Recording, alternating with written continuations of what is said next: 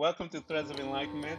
As usual, once our guests have hit our studio, our platform, whatever you want to call it, I call it, once they have entered into our space, that we welcome them and we are going to turn it over to them so that they can introduce to us who they are and what they have created, because it is my belief that we are all creators. And then we are going to take our wonderful journey, as usual. What we do here at Threads is to dissect that, because he did not become what he is going to tell you guys in one day. He woke up and say, okay, this is what I want. And he did it. There was a journey. We want to know what that journey was, how he overcame, and so that you can do the same and also have a podcast and write books. So, Dominic, I want to thank you for coming by Threads of Enlightenment and enter into our space. I thank you so much, sir, for coming. My pleasure, Ken. My pleasure, man. Let's get the tapestry blanket going, man. We had a conversation before this, and Dominic said I should have taped it. It was a podcast before a podcast, he entitled it. So, so tell the Yes, people indeed. Y'all about gotta hit the yourself. man's offer plate. Introduce yourself, Dominic. Let them know what you have created. I know you have a couple of books. I know you also have a podcast. Talk to them. Let them know what you have and the things that you are a part of today. Yeah, my pleasure indeed. Well, thanks again for having me on. This is going to be a great conversation. And for those who don't know, the guy speaking at the moment, name's Dominique Dom Brightmon, hailing from the land of charm, crime, and crab cakes, Baltimore, Maryland. And I'm a certified self-leadership trainer who is a Maxwell Leadership Certified team member, as well as a best-selling author of multiple books, Going North, Tips and Techniques to Advance Yourself, follow-up books, Stay the Course, The Elite Performer's 7 Secret Keys to Sustainable Success, and a multi-author project called Crappy to Happy, Secret Stories of Transformational Joy, as well as host of the Going North podcast. And all that culminated together all because of a setback sandwich year of 2012, where in the US of A we thought the world was going to end, but all that really happened is that we just lost Twinkies for a month. And instead of losing Twinkies for a month, I found self-development. Well, we're going to have that conversation because he has laid out a bunch of stuff that he has created, and that stuff gets me excited because I know the people that create things like this, their journey was a difficult one, and I want to tell people all the time that you and I are creators, and creators only show up when things are dark, and we're going to get a lot into the darkness that you have passed through. But I want to go back, Dominic. I want to go back and talk to us about that. Once you've entered the planet, the beautiful day, your parents loved it, they smiled, all things are great. You're came from the hospital, you're home, and the programming begins. Talk to us about that place that we call home. And then you heard me said before, I look at it as our lab, that we are now brought into this lab, and we have these scientists that have um, theses that are based from trauma. And so, talk to us about your parents, you, your siblings, stuff like that, as you have been presented into this wonderful lab. Ah, yeah. Well, I guess I should probably call myself Dexter for Dexter's Laboratory since we're calling it a lab. Or I could even a Labrador Retriever. But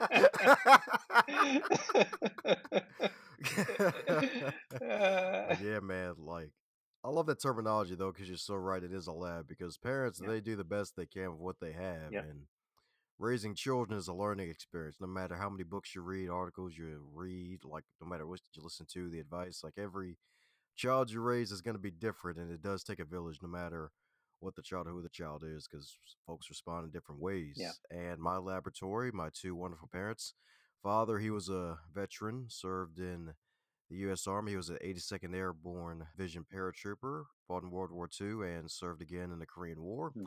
Had two combat jumps, decorated man, who later became a bus driver for a good 35 years. My mother, she was all about education. She was my first ever public speaking coach, because when it came to public speaking, she would write down stuff I would repeat in plays for church, Sunday school, things like that. Heck, even my first ever prayer in front of the church and really just helped me to get that start. And those two wonderful parents have really helped me to become who I am today. Because even though my mom was the public speaking coach in a way, as I call her, is one of her many wonderful titles and one of the reasons for my success. My father was more of the churchgoer because every Sunday it would be 8:30 to just about 3 p.m. Be at church. 8:30 to 3. I'm glad we didn't have evening service because man, oh man, it was long already. uh, you guys were must not been Pentecostal because we had Wednesday nights, man. You know, we had Wednesday No. nights just as long as the Sunday. We would have to go home, Dominic, to get a nap, man, just to be able to get back into church because we were so exhausted from the morning service, quote unquote, that ran into the afternoon. Then we have to run and get our nap, and then come on back for the evening service. So we lived there, as they say. So when you told me that you were only up from Monday to 3 o'clock, I know you weren't Pentecostal, man. So you got lucky. Oh yeah, my dad did Sunday school, but the Wednesday night prayer meeting, the Bible study, like nah, fam. He was a pastor's kid himself, so Yeah. even as a kid, he was like one Sunday night, it's like, hey, in the group of grown-ups, like, hey, can we just do one prayer, please? Like, and they all the grown-ups just laugh. Like the kids know the truth, man. Yeah, So yeah. yeah. There you go. But yeah, that was part of my lab training because a lot of my belief system came out of that. Um, it is still a part of my life because I use some of the I what I noticed was when I went into the world per se, went into corporate America, a lot of the principles that they taught me in corporate America for in order to be a success were many of the same principles that are written in the Bible. And so as I studied different religions as well, and I saw that the principles um, were before the church. It was before the Bible. It was before all of those things because the Bible was just written as a document much later on in with Moses and so forth. But Abraham and all those guys, Enoch and all those other men in the scripture in the world were way before that. So the principles are eternal, and so that's what I came out of it. And I know that you were brought up in that same system to us. Talk to me about some of those deep programmings that we receive within the church, and also about the things that guide our life. You paint a beautiful picture of your family, and that's important. Talk to us about your character, as they say, or your belief system within that home, within that lab. Yep, solid question indeed, and solid points about the biblical principles. Because hey, it's a great book, but it's a collection of books, and the principles are eternal indeed. Yeah, And some of those principles have been part of my life, still part of my life today. Heck, the classic golden rule: treat others the way you want to be treated, or just plain treat people with some respect. Everybody yeah, deserves to be treated with just respect, and if they invite you for disrespect, then you can invite them to go the other way and you go yours. yeah, And yeah, really, like one of the major things that stick out is not only the golden rule, but also just striving for more and bettering your life because that's something that my mother always wanted to do. She was more on the educational side since she got her master's, and my dad, he dropped out of high school and he ended up being drafted later on when he hmm had enough money to buy a Harley. So one of his biggest regrets in life was not getting his full education. So that's kind of had a big impact on where I am now, where I'm kind of in the middle. I got an associate's, but I read at least 30 plus books a year. It used to be 50, but then, books are kind of slow and podcasts are faster. So yeah. Yeah, yeah. So talk to us about some of those. How did it form your belief system coming in from that point of view? Because to me, it sounds like a solid footing by which you can now springboard into your life, that you can extract principles from there. How did it begin to form that young man? that became Dominic as far as title, but an individual, a thinking human spirit apart from your parent. Ah, yeah, good question. Well, the thing is, Christian household raised in there, but I got, let's see, around seventh grade, went to a Christian high school and became heavily dogmatic as a Christian and wasn't really open to other faiths, really. And really, it actually took a shell shock around 2012 where it was like, hey, because I thought there was a particular moment where I realized, you know what, maybe I should try to read the book for myself and see what it really says. And it was actually really interesting reading the wonderful Bible itself because, Yeah, like, hey, if it's something I believe, I should actually know what the book is saying. yeah, Because one of my past podcast guests said he was a Jewish man. He says, hey, no matter what your faith, make sure you own your text. And I'm like, wow, all yeah, right. yep, Like, I'm so glad I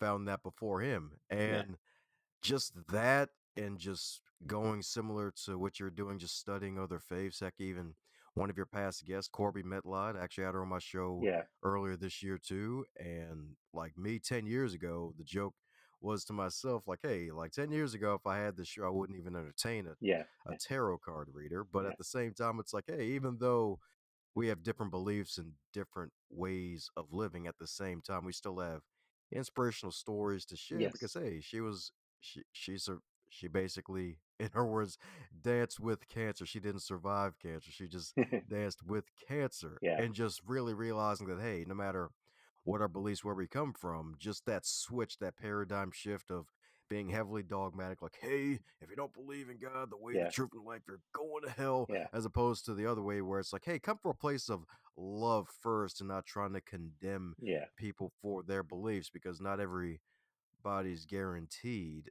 yeah. the other side of transformation. So that's probably one belief that switched over because life will hit you. Life will hit you As and unfortunate change. it definitely will, and I think that's the purpose of living. I think we get into this um, stagnant drifting. I call it. It's a stagnant drifting, meaning that we believe the programming to a point where all we do basically is get up and go to work and put in our time and then come home.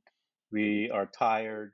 We can only really do so much with our family and to serve, become a servant to our wives and children, because it's that's where all the power comes from. And so we are working in this entity and we have been drifting for what 20, 30 years, most of us.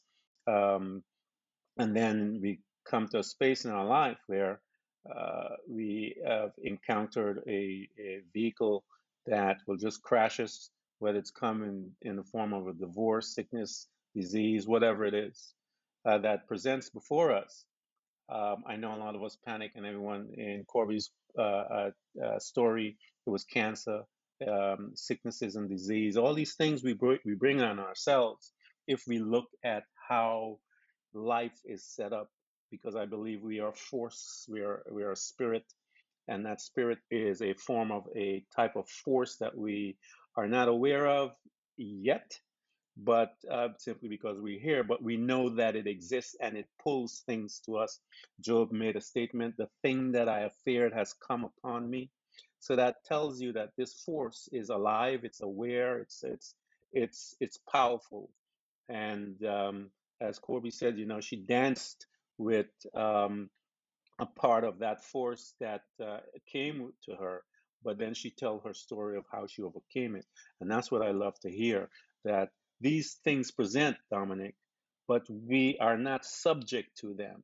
We can overcome them once you decide within yourself. And I think that's the key um, in people today. If you ask a lot of college students, what's your profession? What do you want? I don't know. And I have a thing that I say, Dominic. It's called your statement of faith. In business, it's Mm. called your vision statement. If you don't have that, some kids say, "I want to be a doctor," and they're zeroed into it. That's their statement of faith, and they govern their life accordingly. And most of us, I think, probably about 80% of the mankind, do not have that. And I utilize the Bible a lot, the stories out of there, Dominic, because it's some place that I'm familiar with. Um, the woman with the issue of blood, she said, if I could touch the garment, his garment, I will be made whole. She said that within her. That was her statement, and it guided her. She did what she had to do in order to make it happen. She pushed through the crowd, whatever. God's statement of faith was, I need some light. He says, he's looking at this darkness and he said, wait a minute, I need light. Let there be light. And he began to declare his statement of faith. It's called creation. That's where we find our statement of faith. I believe it comes crystallized when we are visited by darkness. And everything else becomes outside, doesn't matter. That pain has a way of focusing our thoughts and what we want. And until we get there, I don't think we'll ever move. I don't think we'll ever move. I think your life will be forever drifting on that plane of nothingness and emptiness and unhappiness and all that stuff. And so I encourage people all the time, Dominic, find it. Find it because it will help you when the time comes hard. Um, Talk to us about some of these things that you had to encounter. You talk about 2012, changing your a pivotal part of your life, changing your belief system, your mind, your making you more open. Talk to us about some of those um, initial fears, thoughts that you had to overcome. Solid question indeed. So that wonderful year, 2012, overcoming year. I like to call it a setback sandwich now because it was a nice little three-pronged attack. Because July 30th that year, father went out for a drive, and then July 31st didn't come back. And comes to find out, he actually was found in a town about a good, say, 40 minutes outside of Baltimore called Silver Spring. And we're like, dude, why the heck is he there? Yeah. And come to find out, we got there and we discovered he had Alzheimer's. Wow. So we had to, yeah, we had to basically take away his license. I had to really pony up and do more driving because my mother was sick at the time Hmm. as well. So good thing I got my license a couple years earlier that before that situation. And the follow up, September, on my way to IT security class. Hmm. It wasn't raining outside, but it just got finished raining, and for some strange reason, when I made a left turn, the brake jammed on my car, skid into the curb, and then got into a darn car accident. And traffic was backed up for a nice little 90 minutes. Wow. and it and it gets even better. To complete the sandwich, I got called into my boss's office for a meeting because there were some times where I screwed up and they documented them Hmm. and they pointed them out to me. And I'm like, oh, shoot, like, wow. Mm. And it just showed me like your personal life is going to show up in your professional life. Your Yeah. life is your life. You can't really hide either or. They're going to blend into Yeah. one another, especially if you're an entrepreneur. Yeah. And the funny thing is that meeting was actually integral to growth because little did I know at the time, she actually planted a seed in my head where she mentioned like, "Hey, if I having," because I was working there for 5 years at the time, and she was like, "Hey, I have some new hires coming in, and they're going to be looking to you, myself, as a leader." And I'm like, "Okay," in my head, and then they're like, "Hey, they're going to look at you as a leader because you've been here for 5 years, and you got to know something. You're still here for some kind of reason. You ain't did nothing too stupid. We keep you around." So it's like, hey, you got to know something. Yeah. And lo and behold, those three things just piling up at once led me to realize, wait a second, I had my own metaphorical acres of diamonds. There was gold beneath my feet the whole time Yeah. because after that whole situation, went to the 650s in the business area, picked up one of John Maxwell's books, The Five Loaves of Leadership, Hmm. and like listened to it, read it, and it just changed my life. And I just found self-development and just really just started charging forward and trying to learn as much as I can and Yeah. really apply what I could do to my life and really grow from there. So that was really the obstacles that actually was a set up for some future success. Yeah. Like I said, yeah, the dark place, Dominic. Those type stories that you talk about, when you are in that, you have a bit. It crystallized. You begin to look in the inside, and like you said, you had an epiphany And that epiphany comes in words that someone says. It comes in a thought, and usually that's how things are given birth. It comes in a thought, and you thought within yourself, just like the woman with the issue of blood. You said, "Wait a minute," and so that thought, when crystallized, caused you to say something. And when you said that within yourself, you began to do the work that is necessary to make it a reality. And that is what I try to tell people, that you've got to find that, because it is the thing, the most powerful thing a human being will be able to grab hold of. I'll give you another story um, from the Bible. Abraham, the Bible tells us his name was Abram. And so Abram, God kept coming to him and saying to him, "You're going to be the father of many nations. You're going to be a father of many nations." He didn't get it. He thought it was going to be Lot. He thought it was going to be Hagar and Ishmael. He thought of everything. And God is trying to tell this man, no, no, no, it's you. So what God did, Dominic, was God changed his name from Abram to Abraham. God gave him his statement of faith. He gave it to him because if you read it, it says that Abraham means a father of many nations. Period. God gave it to him. And once anyone called him Abraham, when he said, "My name is Abraham," he is then confessing his statement of faith. The Bible tells us that he and his woman at the age of 99 and 100 and whatever it was, got pregnant. So it caused him and Sarah to get busy, as they say. And once they got busy, Dominic, she got pregnant and they gave birth to a son.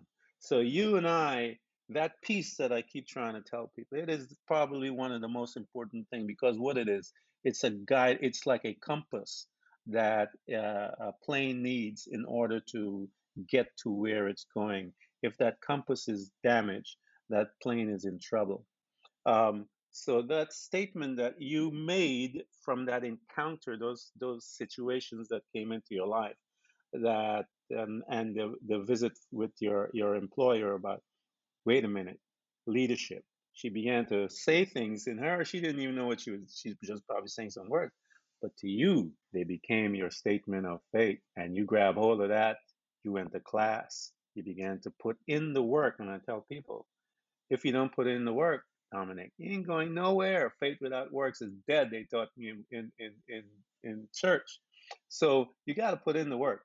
Um, and people are lazy today, man. They're just lazy because the work is difficult. Changing your personality, changing your behavior is difficult stuff, because you have to face yourself, realize that you're a mess, realize that you're making decisions certain ways that need to be, and it's a great place to be, though. You know, tell the people about that place. It's a great place, though, because it crystallizes your thoughts. I think, Dominic. What do you think, man? Oh yeah, you're definitely right. Because the thing is, like, we're put on the planet to do some Yeah, work here. If you don't work here, you don't eat. yeah, Obviously, from the good book, it says like, hey, work, especially if it's work that fulfills you too and pays you at the same time. It's really double yeah, fulfilling because it's like, hey, your bills are paid and you're taken care of and you're doing something that yeah. you enjoy. And sometimes you have to do the work you don't enjoy to get to the work that you truly do Yes, enjoy. sir. Yes, sir. I absolutely believe, and I think once you realize, we have to live in a space of awareness. Jesus said, "Don't worry about tomorrow, worry about today." So we need to focus on what we're doing today, and our hope is still about tomorrow. But the focus that he was talking about was the focus about today. Be able to manage, control your thoughts today. Why? Because if you control your thoughts today, you'll be able to manifest the stuff you need tomorrow. So, talk to us about some of those. Once you got this revelation that, okay, and you began to put in the work to get the self development going. Talk to me about some of those ideas or thoughts or belief system, as you began this new journey, that you became aware of, that you had to visit, to have a conversation, and learn how to master them. Yep, sure thing. One of them is the power of questions, and also answering those questions of yourself. Because one thing I mentioned in my first book, Going North, is the PAR method, where you design your day to design your life. And the PAR and the PAR method, the P is for Hmm. preparation, A is for action, and R is for reflection. So the preparation questions. What good will I do today? Having your mind thinking on the good, like doing something good for somebody, connecting with someone you haven't connected with in a while, sharing a kind word with someone. Another thing, a follow up to that is what can I share? Where you get yourself in that giving spirit already because the secret to living Hmm. is giving. And if you can share something like time with somebody listening ear, or heck, even sometimes sharing some money with a homeless person out there who may need some money to get that next meal, sharing a meal with somebody, that's always good. And then the action of what Yeah. must I? Because sometimes there's, well, actually, all the time for a lot of us, there's always something we procrastinate on. And by the time we get around to it, you realize, oh wow, that only took Hmm. 5 minutes. And if I would have just took the time and just actually sat down, buckled myself down, and did, I would have had it Yeah. over with. And that's what that question is for. So you just have to focus on the good, focus on being a giver, focus on getting things done. And then at the end of the day, reflecting on what did I Hmm. learn today? Because you learn something new every day. Heck, even having dinner with some buddies of mine yesterday, a fellow speaker came from Arkansas, him and his wife, to do some training. And it was a pleasant surprise. And I was glad that Facebook actually showed Yeah. that post, because sometimes people post things one day, you don't see it till 4 days later. But it must have been divine connection for it to happen, because he asked each and every one of us at the dinner table, like, hey, what are you Hmm. excited about? And it got us to thinking, because for me, I was actually, one of my big goals is go to a special event this year, the certification event. And that was my big thing. The new thing is for me, what I'm excited about now is finally getting out my fourth slash third solo project book Hmm. out this year, helping folks to start a podcast, publish a book, and create a Yeah. legacy. And just questions like those. Oh, and the fifth and final question, too: what good did I Yeah. do today? So being on this podcast feels good to me, and you did good by inviting me, because it shows that something's working here. It's like, hey, I'm being discovered here. The magnet's working. So just focusing on preparing, taking action, and reflecting. And even a bonus, just asking yourself, what are you excited about? Because in these turbulent times we're in, you need to think of something terrific that'll help you propel and future cast something to make a future truth happen. Because that's really what visioning really is when you really just take something that's going to happen in the future and you say it's going to happen. And then when it manifests, it's a Yeah. future truth. So that's really what it's all about, just preparing, acting, and That's reflecting. awesome, man. I know the world that we live in today is in turmoil, as they say. We see it daily. The onset of the pandemic and all the other things. But I think within all of the chaos, it's a great opportunity for each and every one of us. I believe the onset of pandemic gave the individual person an opportunity to reevaluate his or her life. What is important to me? And that happened because we got a chance to disconnect from work, to be home with our family. Many of us, some of us had to continue to work, but many of us had that opportunity to see what is important, and reevaluate the reasoning behind the action. And I think it moved from there to allow corporations also to take a look at their model that they have been used to hire those employees.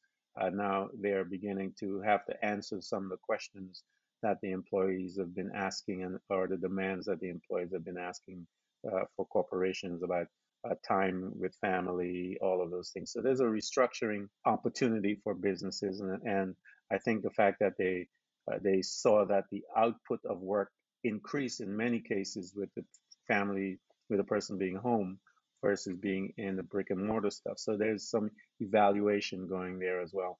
And I believe the other part of that is the evaluation now on a global scale. We're looking at leaders and countries that also have an opportunity to make their evaluation and make choices.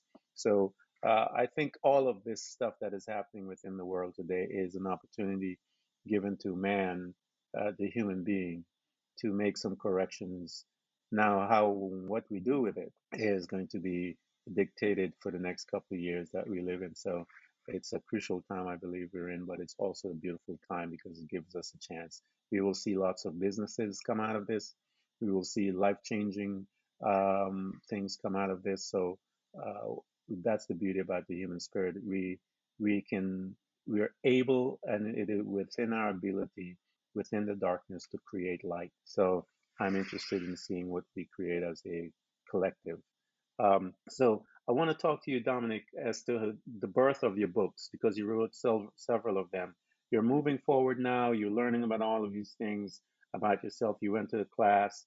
How did the thought of the book? What was it that crystallized it, and your process in moving from there, and why that specific topic at that time? Yeah, good question.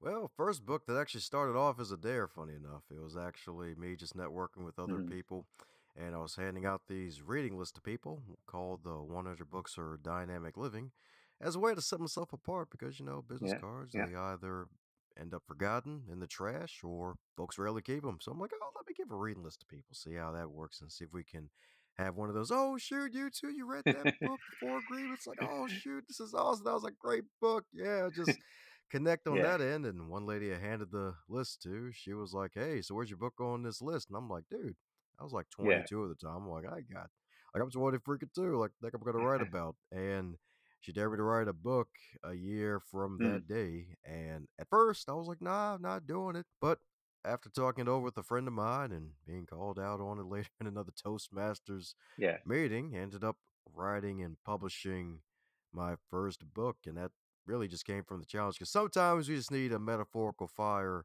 under our butts. That way we'll yeah, get moving out of the yes, comfort of our own yeah. I creations. agree. It and I keep telling people it will come in a conversation because that's how it is. It's that's how we're designed, and so we need to be aware of our conversation and the impact it does to us. What happened within that exchange? Why was this aspect of my belief system ignited by that thought? And then you meditate on that thought and see where it takes you, because it resides within those words that those people, or that challenge. Again, that challenge is a bunch of words put together. um, Once those challenges are leveled at you and it lodges within your spirit, it will cause you to create.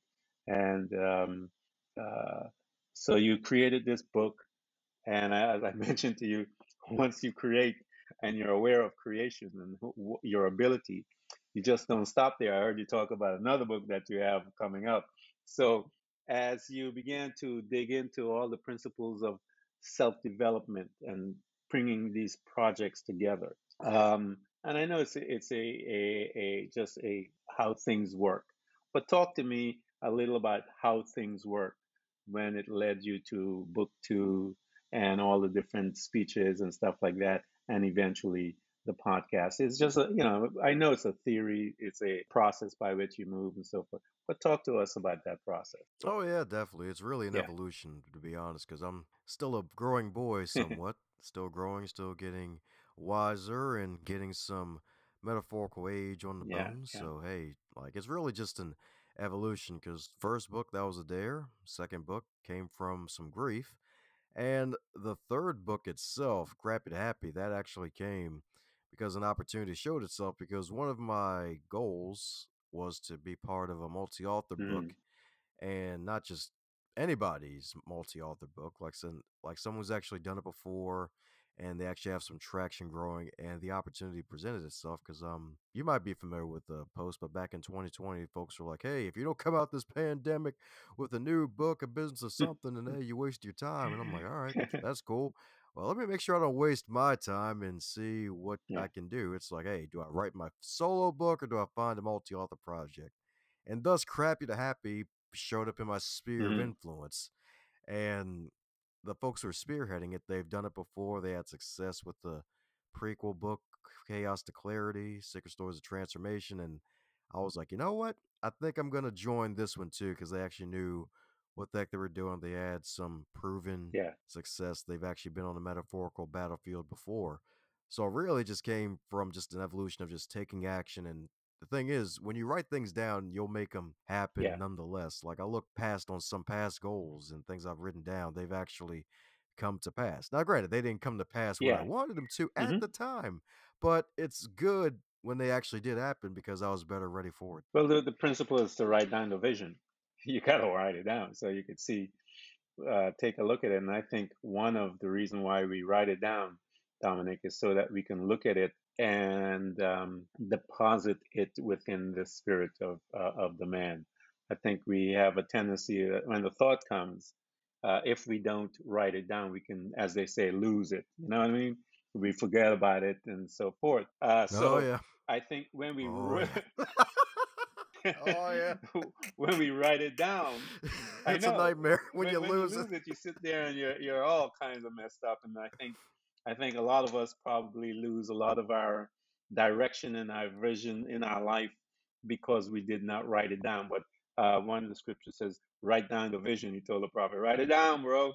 So I go with that. I take those principles and I try to. I have books of stuff that I write down. One of my books that I wrote called Blueprint of Faith was one day I was in my meditation and praying, and the thought came to me, Blueprint of Faith, and I just wrote it down. I didn't pay any attention to it, just wrote it down. I thought, I remember looking at it going, wow, that's beautiful. And I never thought anything about it, never thought that it would become a book, that it was a title for a book.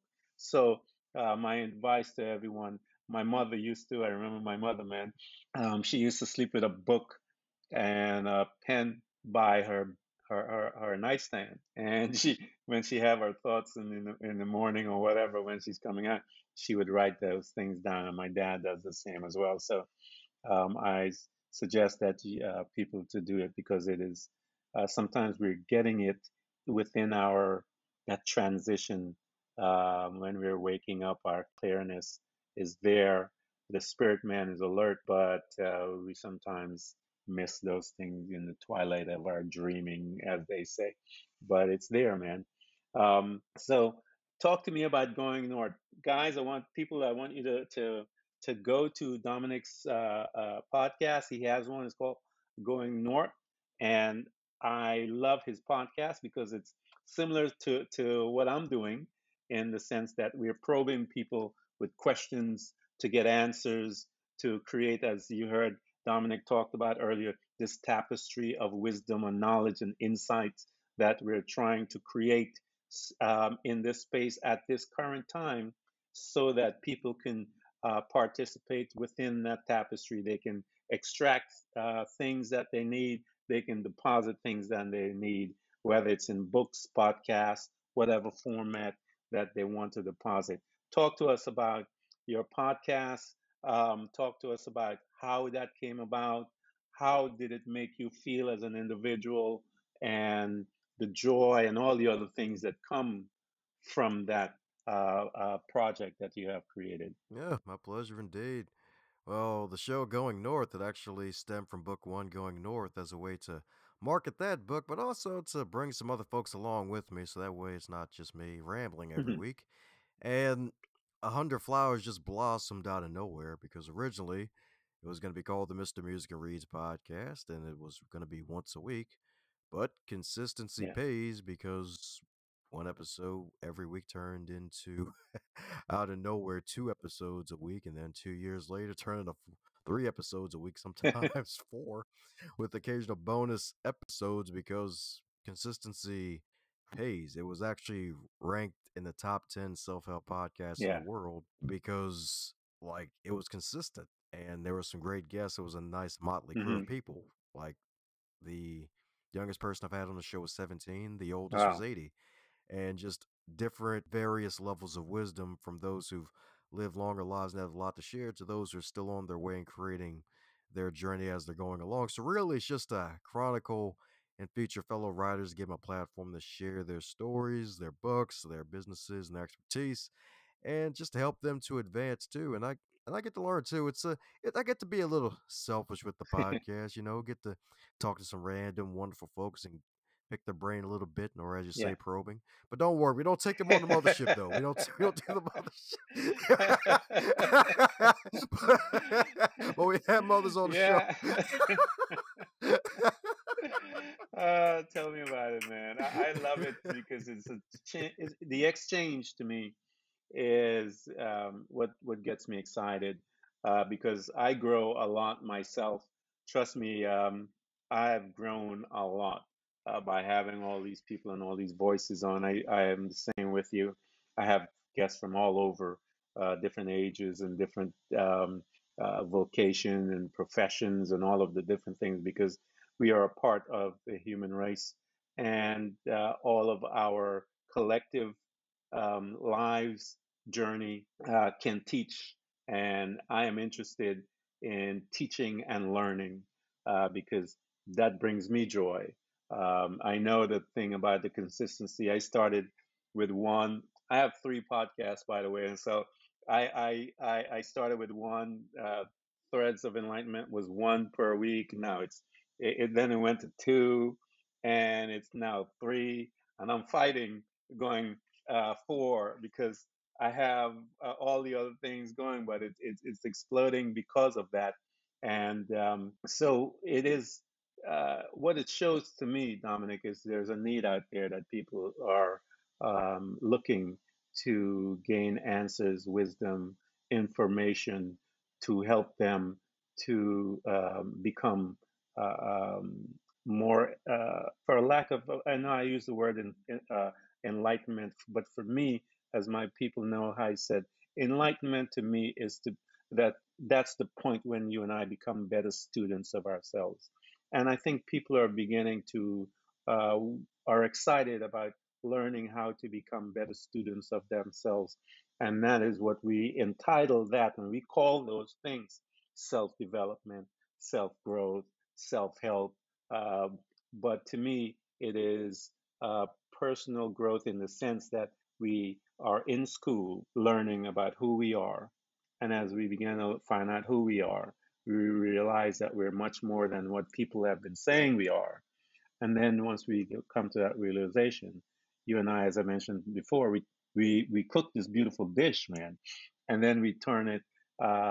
We present this dish that comes out in state of course, in going north, in all of these different things and titles that we call our dishes, and those dishes then served to people through different platforms, the podcast on this, on whatever platform, the books on their platform, so that people can stop by at a restaurant, Amazon, or wherever, and buy our dish and partake of that meal that we have presented to them.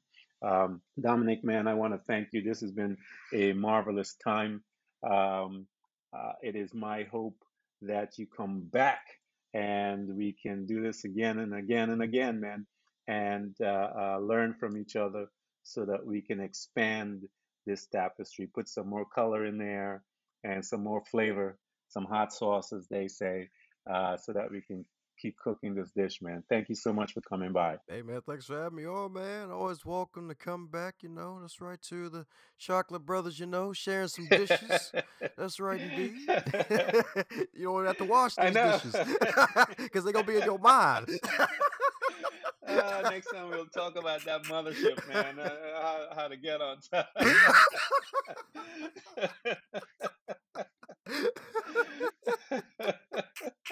All the I know, probes. man. We need to talk to Brother Clinton about all that mothership stuff, and so.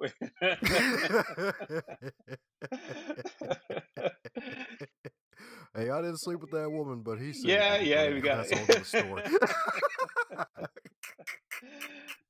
We got to believe what he says, right? At some point. Oh man, but thank you so much, my friend. Thank you for coming by Threads, man. Everyone who's listening to this podcast. We hope to continually help you to learn how to embrace moments of darkness, because it is in the darkness that we learn how to develop and use our abilities to truly see those parts of ourselves, often invisible to us, in the light. It becomes your responsibility to navigate through all of your trials, to find out who you truly are and begin your journey to loving yourself, which is possibly one of the most difficult things you will ever do in your life. To love yourself and to find the real you. But always remember to enjoy the journey. Thank you for coming by. Please subscribe. And if you can support us financially, we deeply appreciate it.